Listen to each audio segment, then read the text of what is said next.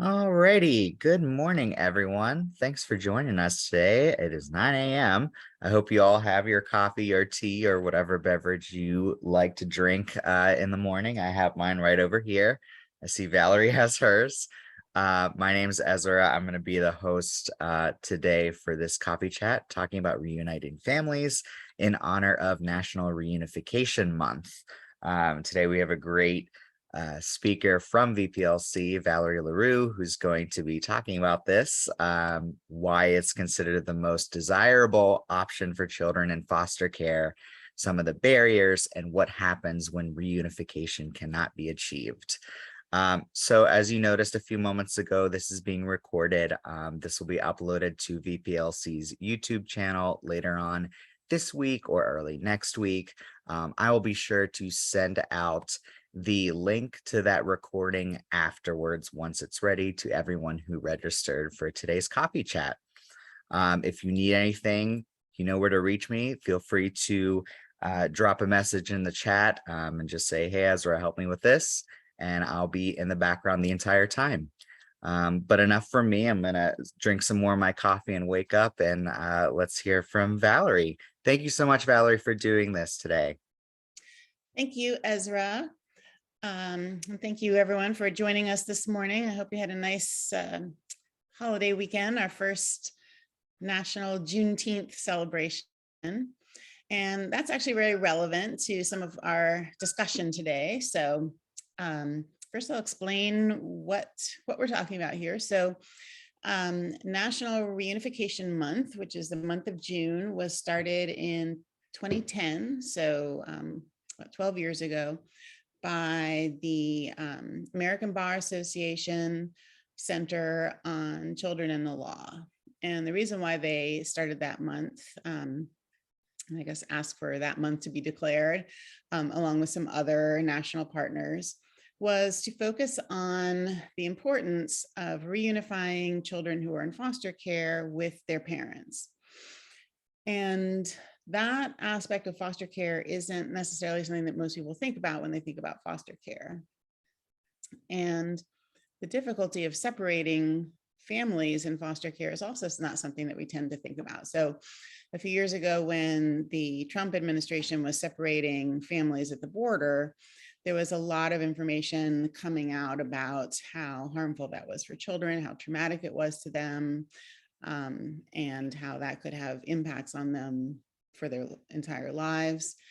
And when that was happening, I was thinking, but that happens every day to families throughout the country, and we don't have this national outrage about it. Not to say that that wasn't a horrible thing, then that we should have been outraged about it. We should, and properly were, but the separation that happens to children on a daily basis in every state is also something that we need to be concerned about. So I'll talk about that a little bit so that we know what the stakes are when we're talking about reunification. So increasingly, studies show that separation of children from their parents is really harmful to them. One of the most dramatic studies, I think, was done in Finland. It was a longitudinal study, and it showed that children who were separated from their parents during the Nazi invasion of Finland for the purpose of keeping them safe. So children, like in some other countries in World War II in Europe, were moved to the countryside so that they would not be at risk in the cities. And so those children were moved not because their parents had done anything wrong, but simply to keep them safe. And which is actually often the reason that children are in foster care, not because their parents have done anything wrong, but simply to keep them safe. And those children are all elderly adults now, if they're still alive. They're in their 80s and 90s. And a few years ago, researchers wanted to see if there had been any lasting impacts from that separation. And so they did a bunch of brain scans to those children and to other adults who had not been separated, who had remained with their families in Finland during that time. And of course, it was a traumatic time regardless. The country was under invasion. And they found that there was, in fact, a difference in the brains of the elderly people who had been separated from their parents as children compared to those other adults who had not been separated. So separation from parents causes permanent changes to the brain. Oh, sorry.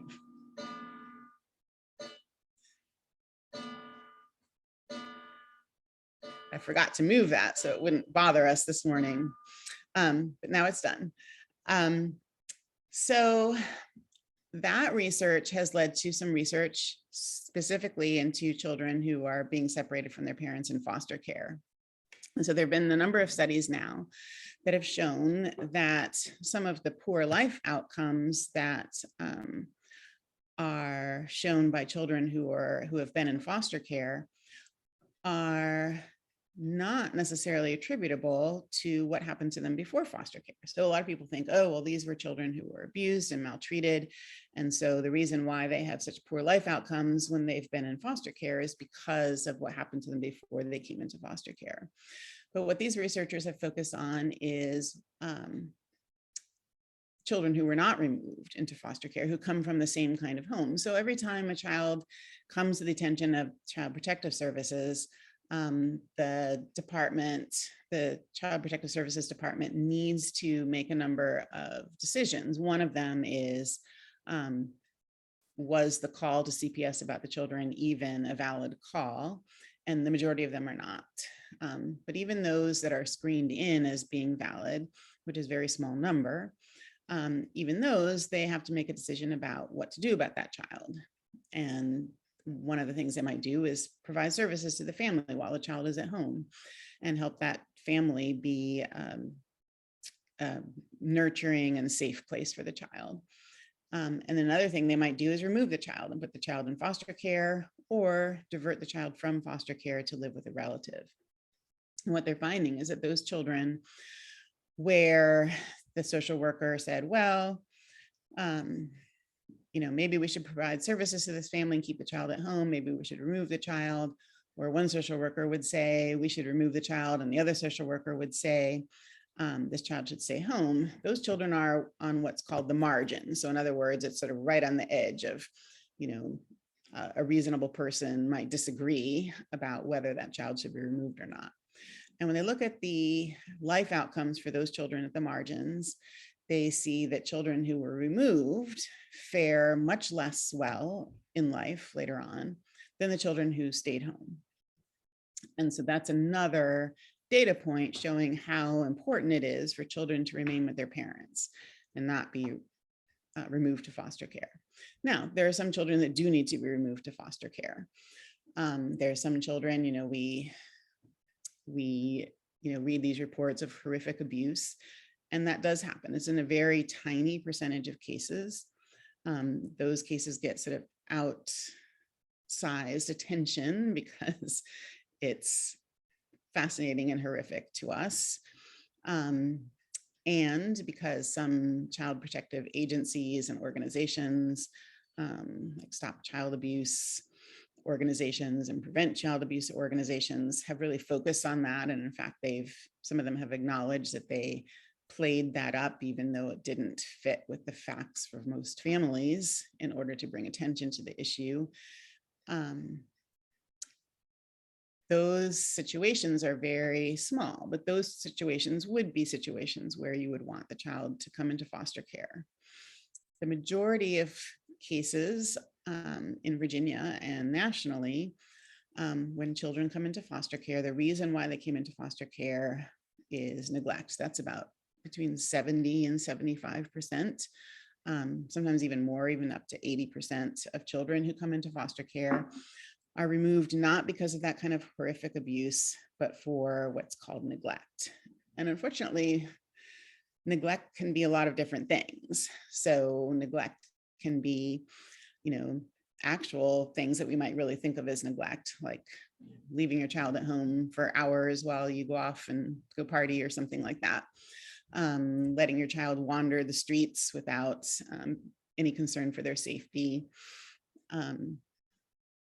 those kinds of things. Not feeding your child, not giving them medical attention. Those are the kinds of neglect that we should be terrified about. Some kinds of neglect are things where, again, reasonable people might disagree. So for instance, in other countries, like in Nordic countries, when parents get together for coffee, they might push their child in the stroller to the coffee shop. And then the parent will go inside the coffee shop to have coffee, and the children will be outside in their strollers. And if that happened here in the US, those parents would be charged with neglect. But in Nordic countries, that's what you do. The children are all bundled up, they're warm. The coffee shop isn't cluttered with a million strollers. The children don't have to be all unswaddled and then reswaddled. They can just nap outside there in their strollers.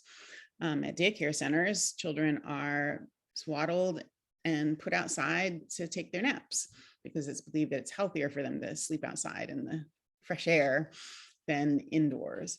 So what is neglect can be cultural differences. It can be different beliefs about how children should be raised. And it can also be poverty. And in the US, that's probably the single biggest reason that children are removed from their homes is poverty-based lack that is called neglect. And so that might be a child showing up to school with holes in their shoes or clothes that are too small, who haven't been bathed. Maybe that family is homeless, or maybe they can't afford to buy new clothes. Maybe they can't afford to buy food this week because they're scraping together the money to pay their rent so they won't be evicted from their apartment, so they won't become homeless. So these are the kinds of things that in the US, children might end up in foster care for, simply because the family doesn't have the means to properly take care of their children.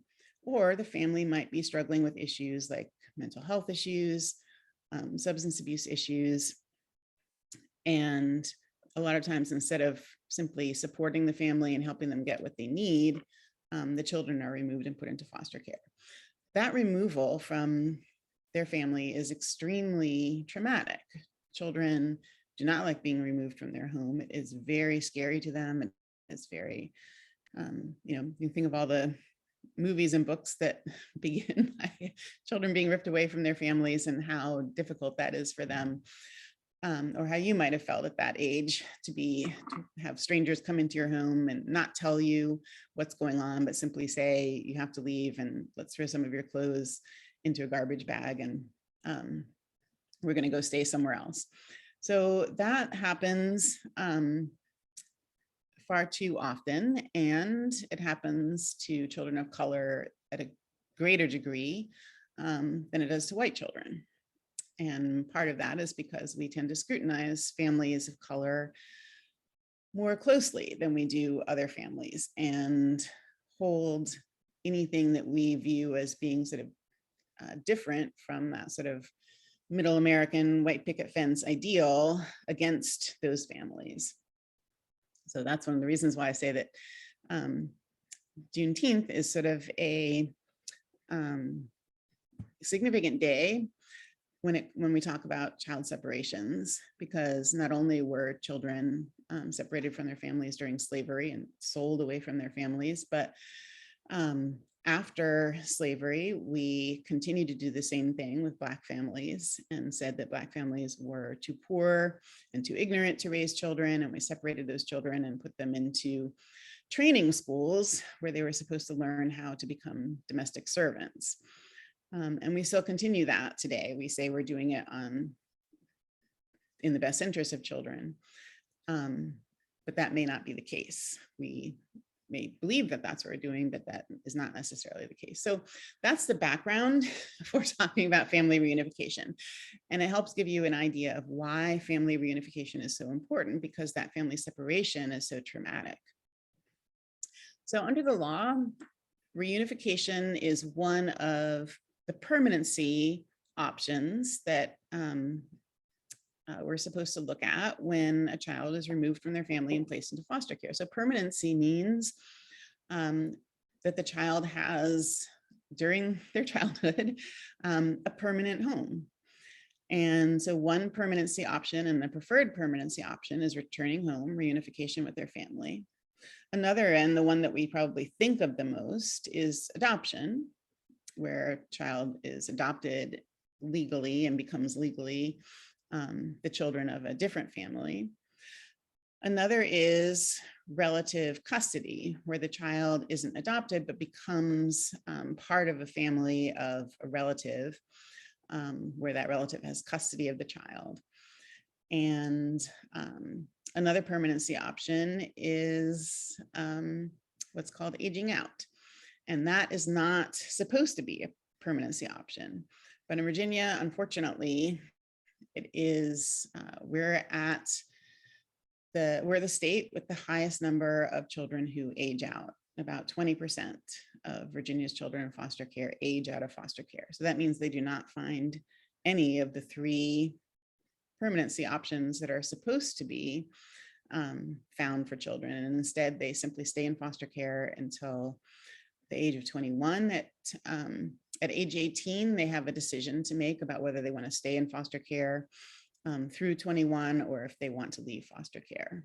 And in Virginia, it's only been probably about 5 years since we've even had the option for children in foster care to stay until 21.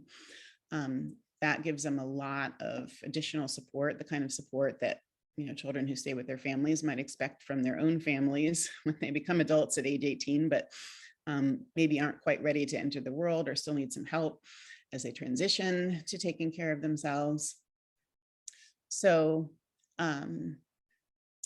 a lot of children who have been in foster care, they get to age 18, and what they want is not to stay in foster care, but to go back to their birth families. And so some of them leave foster care and all of its support so that they can go back to their birth family, because that's what they want to do. And that's what they've been hoping to be able to do. And so that their first opportunity, that's what they do. Now, under the law, one of the interesting things that doesn't happen a lot, but can happen, and I hope happens more, is that a child at age 18 can remain in foster care and actually be placed with their birth family. The nice thing about that is that the child has some help in sort of retransitioning to becoming a member of their family. If their parents' parental rights have been terminated, though, they're still not legally a part of that family. And that brings along a bunch of legal issues, such as the fact that they can no longer inherit anything from that family, can't be a beneficiary of things that that family might have. So that can be difficult. But under the law, the first goal of a child separated from their family under foster care is reunification. And nationally, the majority of children who are separated from their families are reunified with their parents.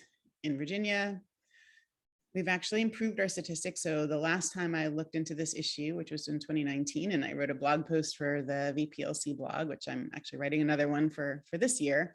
So in 2019, when I last looked into this issue, we were at 26% of children who were entered foster care were unified with their parents. And that is way, way under the national average, which is around 60%. And in Virginia now, we've increased our reunification. We're up to 43%. But we're still the lowest in the country for children aging out of foster care. So even with that 43% jump from 26% to 43%, we're still not doing great on giving children who are in foster care a permanent family. So there's a bunch of challenges to reunification. And some of those challenges are related to the same challenges that caused a social worker to decide to remove a child from their family in the first place. So if a family is still experiencing instability in their housing, it is unlikely that the children will be removed. So if a child was removed because the family didn't have anywhere to live and the family is still struggling with having stable housing, then the children won't be returned to them. if a parent is struggling with mental health issues, even if it seems that could be safe for the child to be returned, if the family hasn't, to the satisfaction of the agency, reach some kind of mental health stability, it is also unlikely that the child will be returned. If the family is struggling with substance abuse issues, again, it is not very likely that the child will be returned. And one of the problems I have with that is, first of all, that a family struggling with substance issues can be in the eye of the beholder. So, for instance, even though we have legalized or at least criminalized people smoking pot, there are a lot of judges in Virginia who will test a parent whose child is in foster care to see if they're smoking pot. And if they test positive, they will not return their child to them. They will not, sometimes some judges will not even allow that parent to visit their child, which is hurting the child as much as it hurts the parent. Because we don't provide great mental health care in this country, a lot of people who are struggling with issues of depression or anxiety or their own trauma from their own childhoods do what's known as self-medicating, finding ways to ease the anguish and pain that they feel by taking some kind of medication. And sometimes that's legal medication that they've been prescribed by their physician, and sometimes it's self-medication, alcohol, pot, or other drugs. And one of the things that I've found in my practice of representing parents is that a lot of women whose children have been removed were sexually assaulted when they were children. And they have sometimes not told people, sometimes they have, but in any case, they haven't received the kind of trauma therapy that they would have needed to get themselves to a better place in their lives from that trauma. And so they self-medicate. And that is the reason why their children are removed from them. Some families were themselves, some parents were themselves in foster care and still trying to deal with that trauma and have not been helped to deal with that trauma. And that's why they self-medicate. So for me, when I see these mothers especially struggling to get their children who have been removed from them returned and having a really difficult time, and I think, well, this is really unfairness of our system. We have children who were really traumatized as children, and then they become adults and they have their own children, and those children are taken away from them because of the trauma of their childhoods. We didn't help them when they were children. And so now we're revisiting that trauma on them by removing their children. And that is really unfair to them. And it's unfair to their children who are now re-experiencing some of the same trauma that their parents experienced. The children, as I said, really want to be returned to their parents. And the problem is that we put a lot of hurdles in the way of children returning to their parents. And some of those are hurdles that are under the law.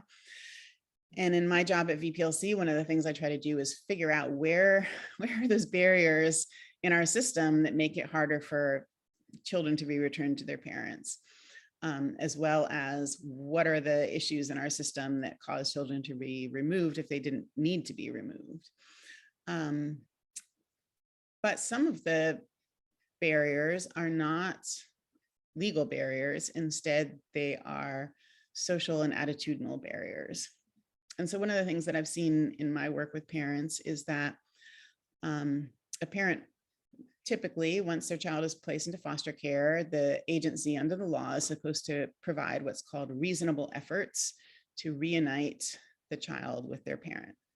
And so reasonable efforts are kind of in the eye of the beholder. So what they're supposed to do is figure out, what is it that the parent needs that would enable them to be a safe, have their home be a safe place for their child to return to.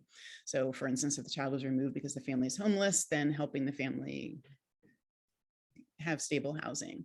If it was mental health issues, then they're supposed to help the parent to stabilize their mental health. If they have substance abuse issues, they're supposed to help them get into a program to help with their substance abuse.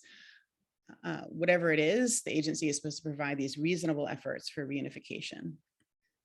So the problem is that reasonable efforts is not really well defined, and agencies often don't really make the effort. A lot of times what they do is say, oh, you need to do X, and here are all the things that you need to do. You need to get a safer home. You need to get a stable home. You need to get a job. You need to get yourself off of drugs. You need to, so they'll give them a sort of a litany of things that they're supposed to do. But whether they really help the parent to do those things is a question. And some agencies do. Some agencies will help the parent, sort of apply for a Section 8 housing voucher, and they will help them find an employment coach if unemployment has been their issue. They will help them get on some kind of public assistance that they might be eligible for. Help them enter into and find the money to pay for substance abuse treatment or mental health treatment. But a lot of times that parent is kind of on their own. They just say, oh, here's a phone number to call, and then it's up to you. And the problem with this is that these are parents who are low income for the most part and struggling to survive on a daily basis. And so giving them these tasks sometimes can be overwhelming. And sometimes the parent even does all the tasks that they're given, and then the goalposts are moved. So that happened in a case where I helped a parent. Unfortunately, she did not get all her children back. She was able to get 2 of them back, but not the 3rd one. And the goalpost moving was really the problem in that case. Unfortunately, I didn't come into the case until later, and so I wasn't able to help her until it was too late. What happened in that case was the mom was going to family therapy with all 3 children. The first 2 were returned, but they decided that the 3rd child still needed to be in foster care because she was too traumatized. These are the kinds of things where I don't really understand. If the parent is a safe place for 2 of the children, why is she not a safe place for all 3 of her children? But in any case, the agency had decided that the 3rd child couldn't be returned. And so the mom continued to do family therapy with the 3rd child that wasn't returned. And things are going great. And so the agency said to her, well, since things are going so great, we want to return your child to you. But first, we think that instead of going to family therapy once a week, you should go twice a week. And that will help us return your child to you. And this mom did not have a car, and she was working an hourly wage job. So she did not have paid time off. And she was worried. First of all, she was having to get people to drive her to these family therapy appointments, and the family therapy appointments were during the day when she was at work. So she was having to ask for time off for every family therapy appointment that she had. And she was afraid to go to her boss and say, oh, now I need to have this additional afternoon off to go to family therapy, a second family therapy appointment. And so she was afraid she would be fired, in which case they would say, oh, well, you can't be reunified with your child because you don't have a job and you can't afford to support your child. So she was sort of placed in this Hobson's choice of, what do I do to do the best thing for my family? And so she ended up not going to that second family therapy appointment. At first, she would say, well, I can't go this week. And then she basically stopped giving a reason at all. And so the social worker said, well, I guess she doesn't really want that, to be reunified with her child because she's not doing what we've told her to do. And so they, instead of recommending reunification with this child, they recommended that the child be adopted. And by the time I got the case, they had already made that decision, and it was basically too late to do anything about it, which will bring me to one of the law issues in a minute. So that mom ended up losing custody of her youngest child and ultimately having the parental rights to that child severed, simply because the agency didn't say, hey, what's going on here? And the mom didn't have a lawyer who said to the agency, look, this is too much. You can't expect her to go to a second therapy appointment when she doesn't have a car and she needs to get a ride and when she needs to take time off from her job. And she's already been a safe option for the other children to be returned. You've already decided that this child should be returned. You've said that the family therapy appointments are going great. So it's really unfair for you to have moved those goalposts for reunification. So these are the kinds of things that I think in Virginia impact reunification far too much. And that is some of the non-legal reasons why reunification remains so low in Virginia. And that is social worker attitudes, the attitudes of the other people in the system. Those include guardians ad litem and CASAs, which are volunteer. CASA stands for Court Appointed Special Advocate. They're volunteers who are whose existence is placed in Virginia code. Courts actually appoint these volunteers who write reports which are accepted through Virginia code as exceptions to hearsay rules. And a lot of these people have attitudes that they haven't really examined. They want to help children and they believe that they're being sympathetic to families, but a lot of times they have prejudices and biases that they haven't really examined, and these influence their recommendations to the court. Judges themselves have biases and prejudices about parents. They're often used to criminal situations where people are given reduced sentences, or perhaps cases are dismissed if they jump through a certain number of hoops. And if they don't do that, then it's sort of a dead end. Oh, okay, we will dismiss your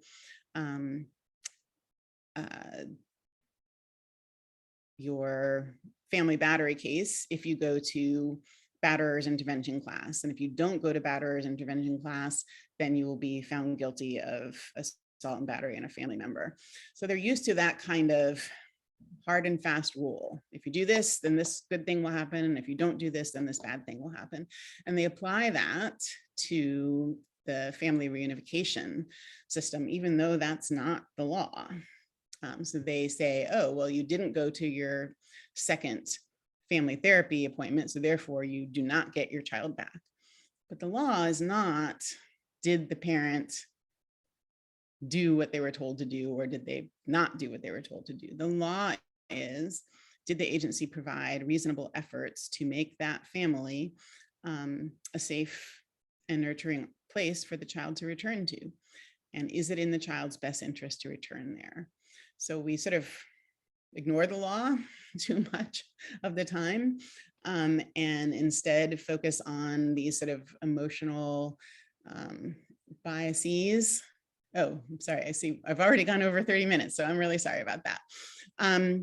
But when it comes to the law, we are trying to make some changes. So one of those, that happened this year, to sort of encourage reunification, but also other good things for children, is to give courts, specify that courts have the power to override the decision of the agency. So if the Department of Social Services has said, well, we don't think this child should be reunified, we think this child should be adopted, instead of just rubber stamping that decision, the court can say, I don't think so. I don't think that that placement decision is the right one, and you need to go back to the drawing board and come up with something else.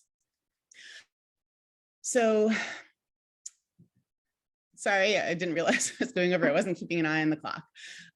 But this is why reunification is so important, because children should be at home with their parents if their parents can be a safe place for them to be. And all of these extra hoops and all of these prejudices and biases that we substitute for the law are one of the reasons why children in Virginia are less likely to be reunified with their parents. And I'll stop there. If any of you need to jump off because we're over time, then please do. But if you have questions, I'm happy to answer them. And I see there's some things in the chat. Yes, thank you so much, Valerie, for that. We similar to what Sarah said in the chat, we did not want to interrupt your flow, and it was very important information, especially hearing real life stories of what is happening in the court system. So thank you for sharing that. I believe the first question here is, how often do second parent adoptions take place as a means of gaining / attempting reunification? I'm not sure what that question means. So if you're talking about step parents adoptions, then that doesn't play a role in reunification. So I'm not sure, maybe the person who asked that question could clarify the question a little bit. Yeah, sorry. Hi, Valerie.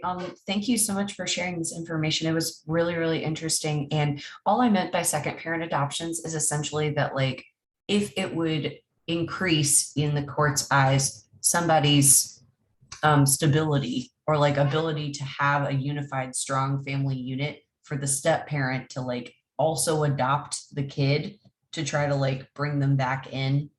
Does that doesn't lend any strength to that sort of case? That actually couldn't happen. Oh. So if a child is in foster care, the step parent couldn't adopt the child. Okay. So those are completely different tracks. So step parent adoption doesn't relate to the child welfare system where the child has been removed and placed into foster care. So it wouldn't play a role at all because they're completely separate adoption tracks. Okay, thank you. And then you also asked a question about opioid usage. So here's an interesting thing. So if someone is using an opioid as directed, then it ordinarily would not be an issue, but it can be an issue if they're using opioids as directed during pregnancy. So under a federal law, states if a child is born, and here's one of those places where the law seems as if it would be clear, but it's actually very squishy because of our prejudices and biases. So if a child is born affected by opioid use, then the physician is supposed to report that child to the Department of Social Services. That child is not supposed to be removed from the parent, but instead a safety assessment is supposed to be made. So the problem is that born affected by is a very squishy term. What does that mean? It's supposed to mean what's called newborn abstinence syndrome, which is when an infant is born physically addicted to the substance that their mother has been taking during pregnancy. And that child needs special care in order to recover. Interestingly, the special care that a child is supposed to receive to recover from newborn abstinence syndrome is to be placed skin to skin with the mom. That is one of the most effective ways for a child to recover from that kind of substance addiction. But too often, instead, we punitively separate the mom because she was a bad mom using substances while pregnant, and that really is harmful to the child. But in any case, a lot of times what we do instead of looking at the child and seeing if they were born affected by any substance that the mother was taking, instead we test the mom and say, oh, there are opioids in her blood, and it doesn't matter then whether those opioids were taken pursuant to a prescription and as prescribed. We still then treat the child as what they call a substance exposed newborn. And often, again, instead of looking at the safety of the child, we just simply say, oh, they were exposed to substances, so therefore we're going to remove the child. So that's not the standard of care. Another issue that arises is that if a mom has a substance abuse problem, one of the best treatments for opioids especially is the use of what's called medically assisted treatment, and that can be methadone or some of these other drugs that people take in order to prevent them from using the opioid that they're addicted to. And if a mother is taking these medically assisted treatments, a lot of times they're treated as if they're still addicted to something. And even though that is the medical standard of care for certain kinds of addictions, if they have one of these substances in their blood when they give birth, sometimes the child will be removed, and it will also sometimes affect reunification. So if the mom has been on heroin, let's say, or OxyContin or one of those, and she is prescribed by her doctor medically assisted treatments, a lot of times the agency will say, well, we're not going to return your child to you until you get off this medically assisted treatment, which can be really dangerous because that leaves the mom at risk of relapse. So there's a disconnect between the medical standard of treatment for substance abuse and how we treat mothers, especially whose children are in the child welfare system. Instead of treating them as someone who's getting the help that they need for their addiction, we treat them as someone who is weak and can't avoid taking drugs, even though those drugs cause a physical dependence. And that's the reason for the medically assisted treatment, because it helps treat the physical dependence without having the other bad side effects of substance abuse addiction.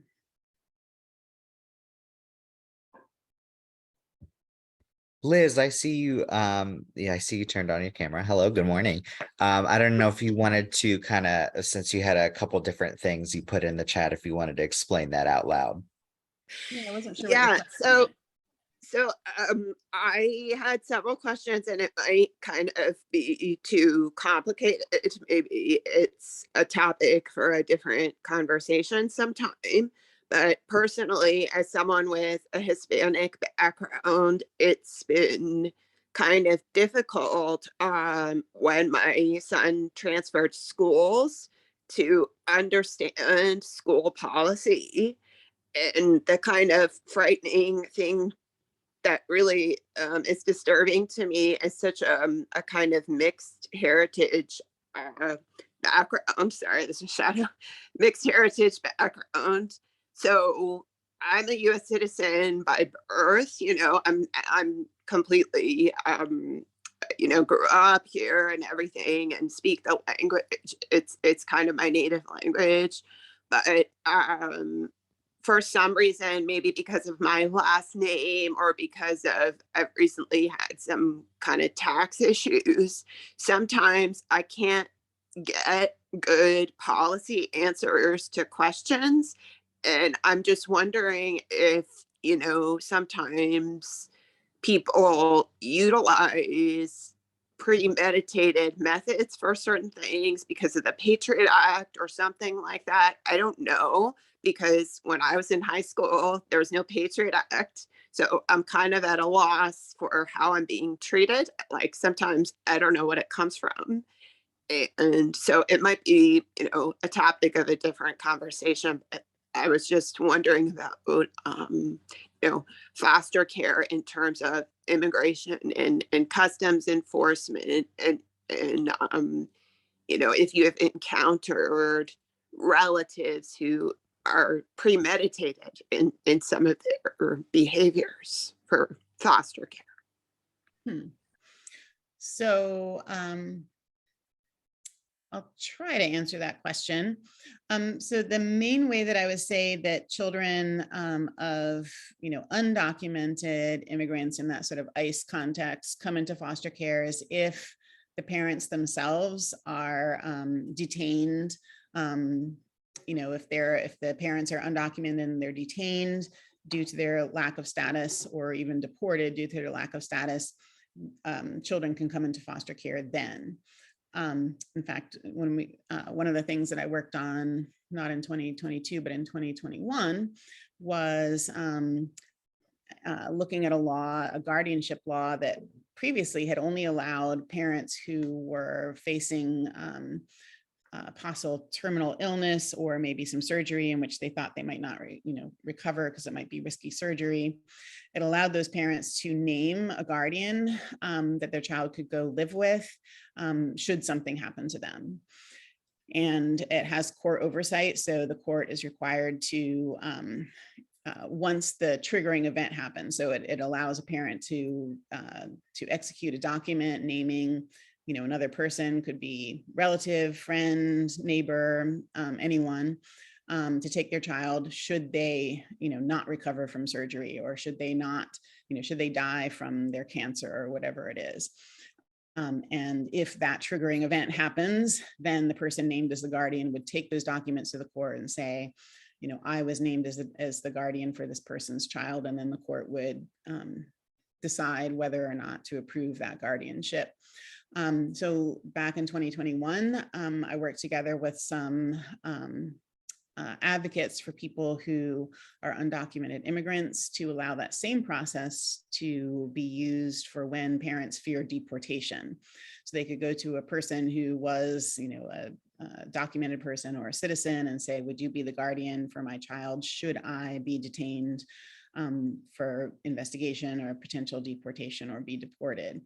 And so they could execute that same document. And then if they were detained or deported, then that guardian could then go to the court and say, I was named as this child's guardian, and the court would decide whether to approve that. So that's the main issue that I see of children who are undocumented, or whose parents, sometimes the children are citizens, and so they're not going to be deported, but the parents are undocumented, and so they risk deportation. I don't see that happening too often for parents who are themselves children of immigrants, but are citizens, like you're talking about. We certainly do see when there's sort of family arguments, and this happens a lot of times in the sort of domestic violence and domestic abuse situation where maybe one parent is a citizen and the other parent isn't, and this parent who is not a citizen is the one who is being abused, and the citizen parent will say, oh, well, if you don't do what I say, I'm going to report you to ICE and you're going to be deported. And that makes that non-citizen parent very vulnerable to the abuse, and it makes it hard for them to leave. So we see that as well. But as far as just, so when we look at the races of children who are in foster care and how frequently they enter foster care compared to their proportion of our citizenry and our just general population, Black children and Native American children are at the highest risk of entering foster care compared to how many Black children and Native American children there are in our general population. Asian children are the least likely to enter foster care, and Hispanic children are probably between white children and Black children in terms of their percentage of children coming into care. Sometimes children come into care because somebody has made a false report to CPS about that child.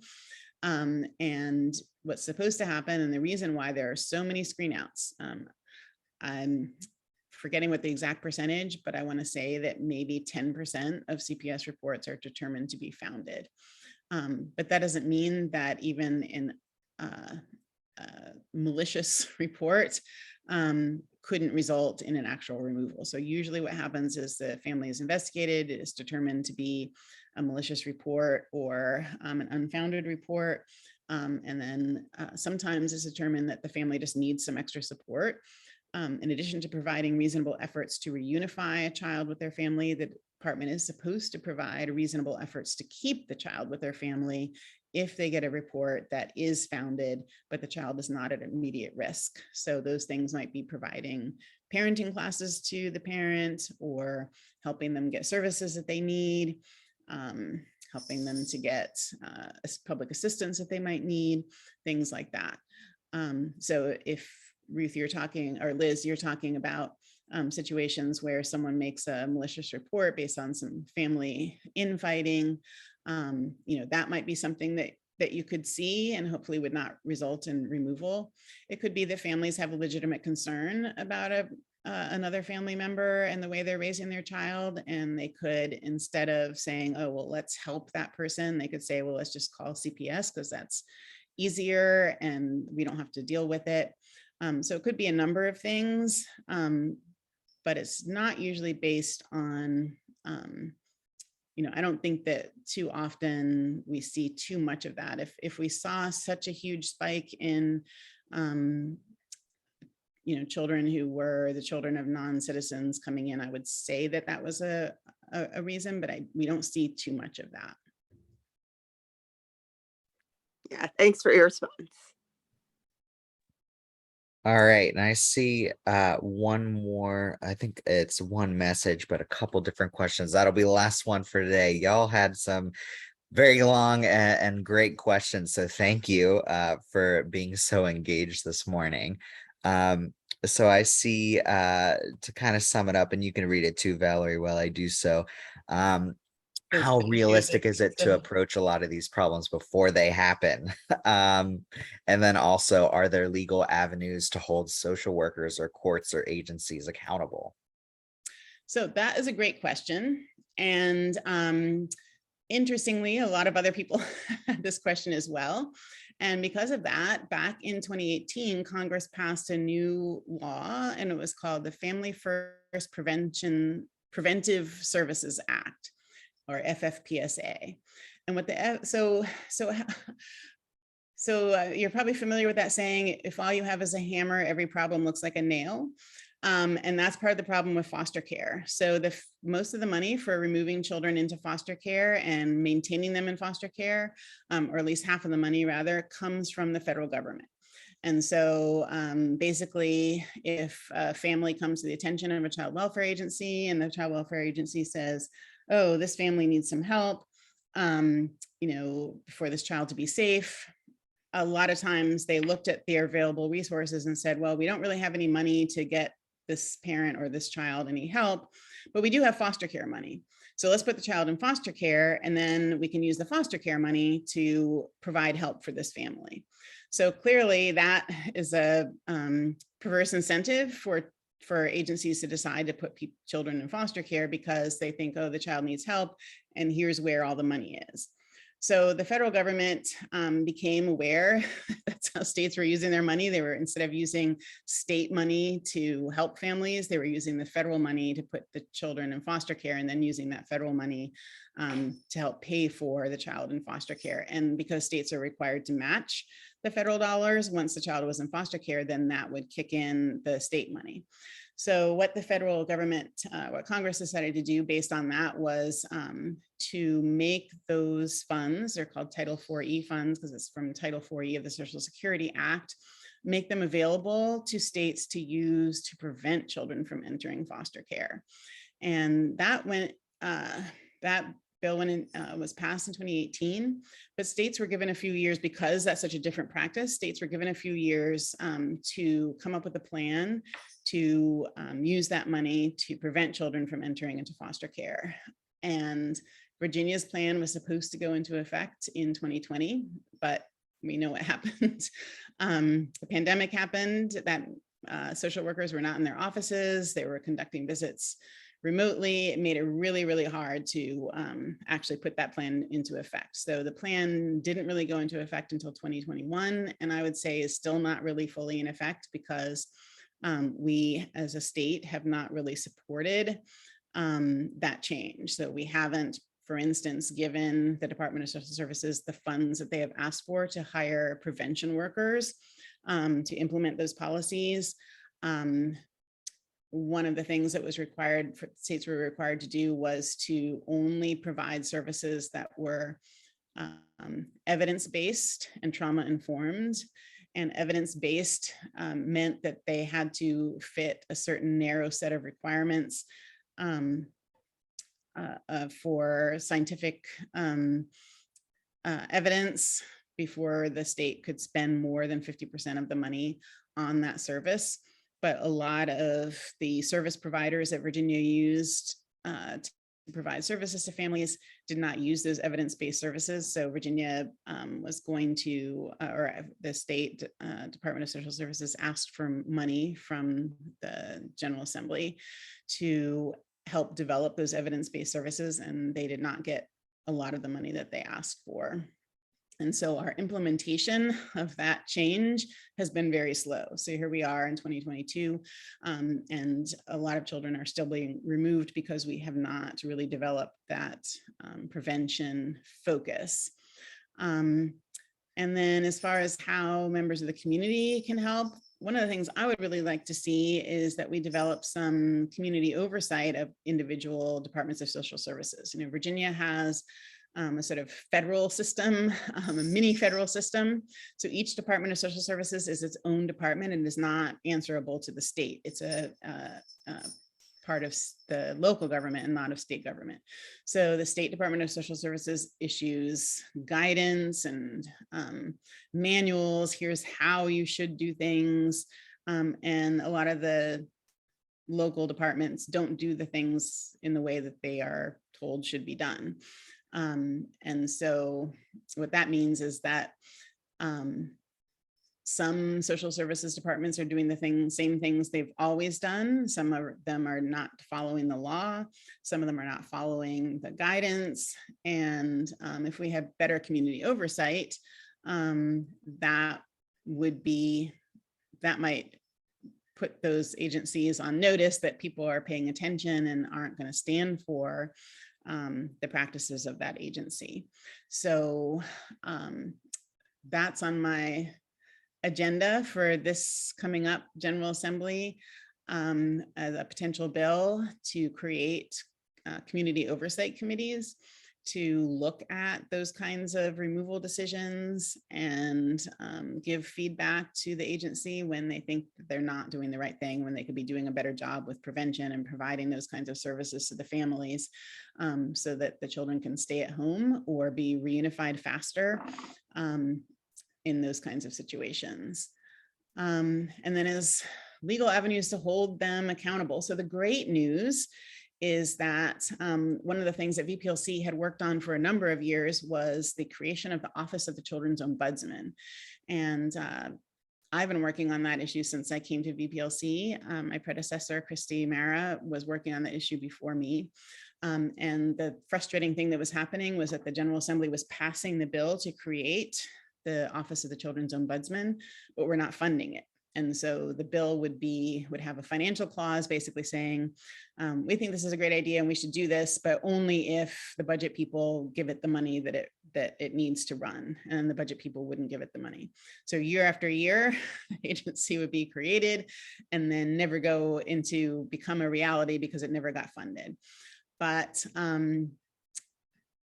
Delegate Chris Hurst, who's no longer in the General Assembly, but he had been one of the people putting in this bill to create the Children's Ombudsman. I worked with him to figure out alternative ways to fund it. And the Department of Social Services actually decided that this was a good thing. And so they also made it a priority. And ultimately, even though the funding method that we proposed to the General Assembly so that it would not rely on general funds, even though they chose not to utilize that avenue, basically what it did was sort of force their hand. They couldn't say, oh yeah, we support this, but we don't have any money.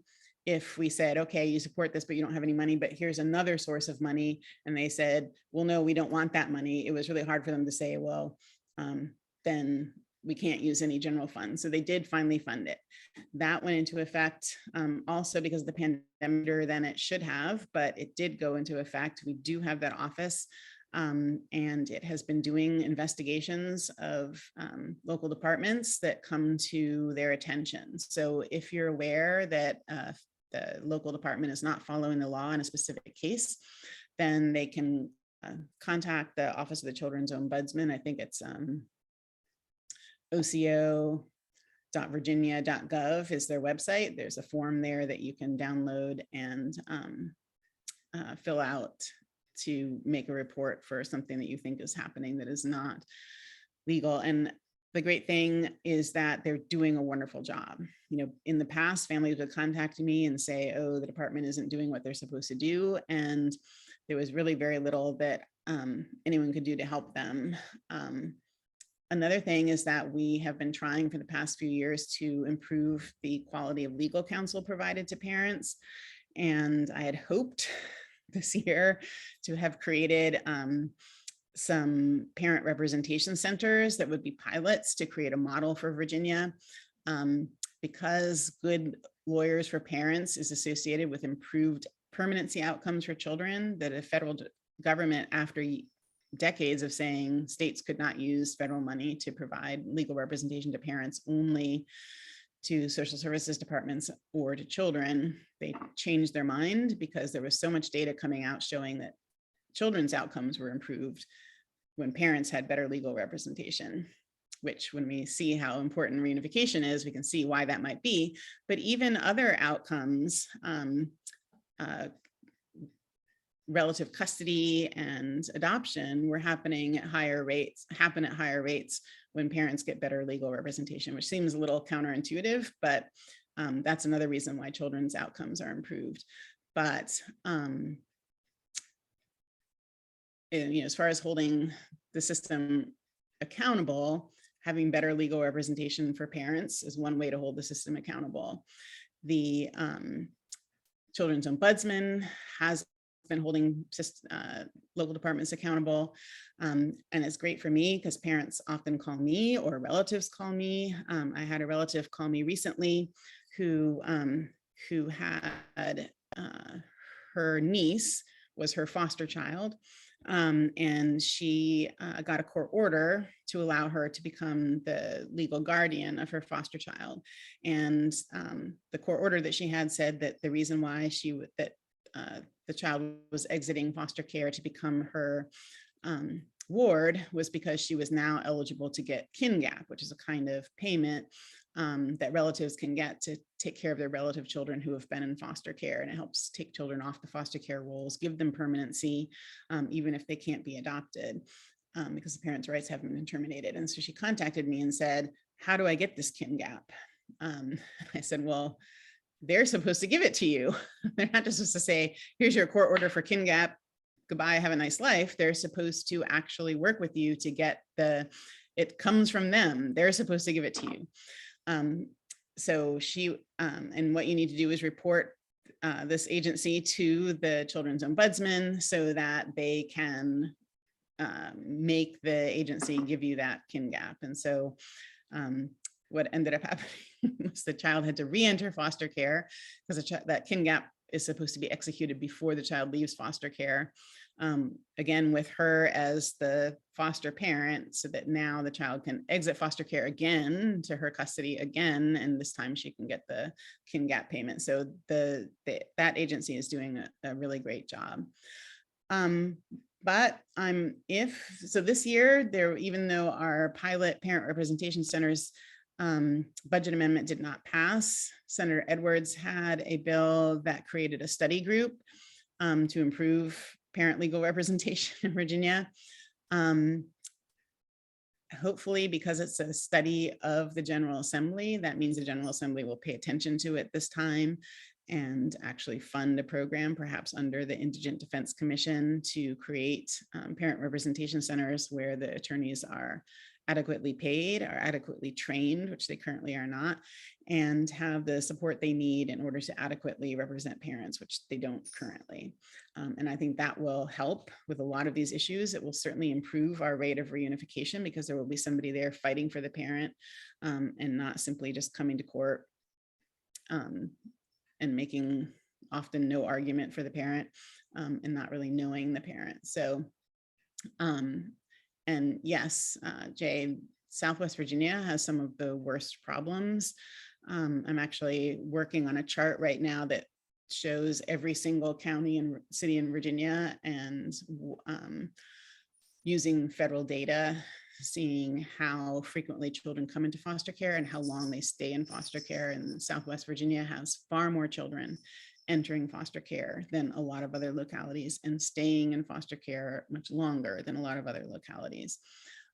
Interestingly, most of the localities where children are getting more help and staying in foster care less long are in Northern Virginia, but there's one Northern Virginia locality, Alexandria, in which children enter foster care at a high rate and stay in foster care for a long time. So it's not just the amount of money that the locality has, there's other factors as well. So that was a really good question. And hopefully we'll just keep working on that and keep making improvements.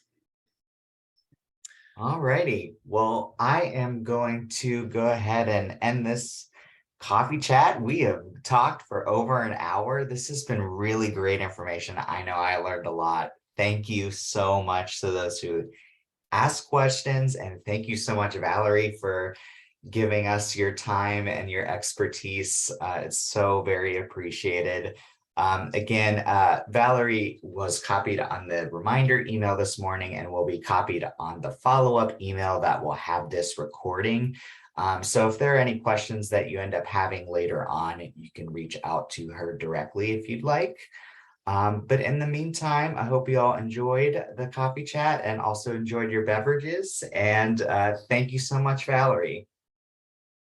Well, thank you. And thank you all for hanging in there for a whole hour. I'm sorry I talked too long. No, very important info. Thank you so much.